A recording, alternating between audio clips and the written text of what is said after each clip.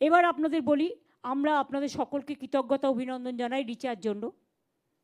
রিচার এত ভালো পারফরমেন্সের জন্য। মাত্র 22 বছর বয়স, ওয়ার্ল্ড চ্যাম্পিয়ন হয়েছে এবং তাকে আমরা এখানেও গৌতম দেব শিলিগুড়ির মাটির মেয়ে বলে পুরো এখানকার সমস্ত নাগরিকরা মিলে তারা সম্বর্ধনা দিয়েছে, তার বাড়ি পর্যন্ত পৌঁছেও দিয়েছে।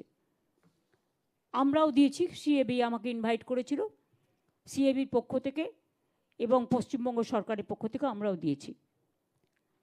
কিন্তু ওর উদ্দেশ্যে আমি একটা স্টেডিয়াম, ক্রিকেট স্টেডিয়াম এখানে করতে চাই। চাঁদবাগান এখানে আপনাদের আছে, চাঁদমণি বাগান, প্রায় 27 একর জমি আছে।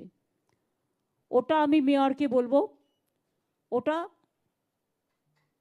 ক্রিকেট স্টেডিয়াম করবার জন্য, এবং এই ক্রিকেট স্টেডিয়ামটা রিচা ক্রিকেট স্টেডিয়াম করে দেওয়া হোক, যাতে মানুষ ওর পারফরমেন্সটা মনে রাখবে এবং আগামী ভবিষ্যতেও অনেকে এর জন্য অনুপ্রাণিত হবে।